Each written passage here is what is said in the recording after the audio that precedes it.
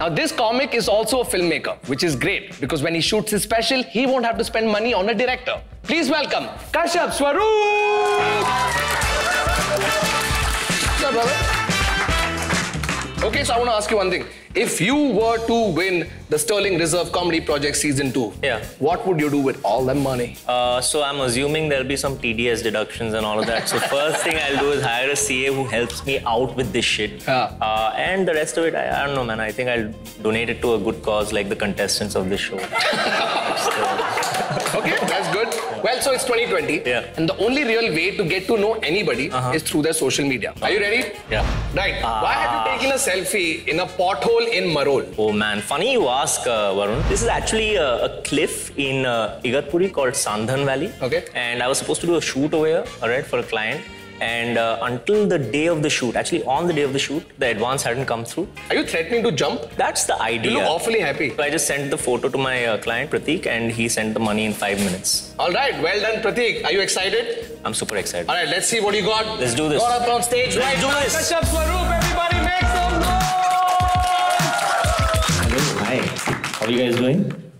Good. Awesome, awesome. It's really weird to do a show in front of 4 people. Because the last show I did, and I don't mean to brag or anything like that, but the last show I did was in front of 67 people. We sold 67 tickets. Well, actually, the 60 was silent. It was 7 people. And it was weird because when we went there, this was all the way in Prague.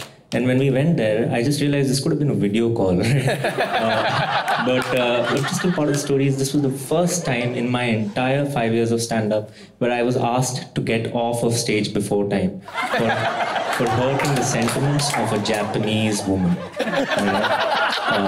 So here's how the story goes, alright? This was in Prague. It was in the basement of an Irish pub. There were 7 people over there. There were 2 Bangladeshis, 1 Indian, 1 Pakistani, 2 wonderful South Korean women, and 1 white woman who brought them all there because that's how the world works.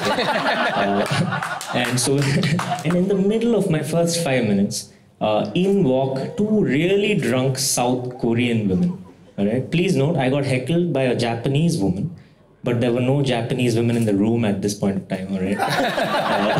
So I'm on stage, I'm doing jokes for this crowd, and they start kind of interrupting my jokes, right? They're like, sorry. I'm like, did I offend you? Like, I'm sorry. They're like, no, we're sorry. I'm like, I'm sorry, ma'am, I must have said something wrong. She's like, no, we're sorry. I'm like, guys, this is how an Asian apology battle works. And the crowd goes wild, right?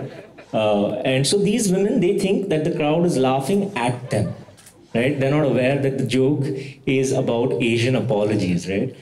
So these 2 women get really upset and they leave the room, right? And as soon as they leave the room, I do another joke, and the joke is about dogs, all right? And the joke is that 2 German shepherds are having a conversation amongst themselves, and one of them says to the other, hey man, have you heard these rumors that are being spread about us? And the other dog says, no, what's the rumor? And the first German shepherd says, they're calling us Nazis, man. And so the other German shepherd says, who's calling us Nazis? And the first German shepherd says, those Dalmatians, dude. Right? Now, as I do the Dalmatians punchline, the crowd laughs, right? But then the South Korean women enter the room again, all right? And now they're extra furious because they think that the joke was about damn Asians, all right? And she was offended that I, an Asian, was doing a joke about Asians, right? So she's like, hey, you're not funny. And I'm like, okay, and you're not Asian. And she's like, that's it, that's the set, you leave now, you leave now. And I'm like, listen, like, I don't want any issues. So the managers of the pub, they come up to me, right, these 2 white guys, they come up to me and they say, sir, we have to end the show, right? Which was not a good look on them because they were colonizers asking an Indian to leave the stage again, right? Like, all the generational trauma of the past 50 years have come back to haunt me, right? I'm obviously very sad about it.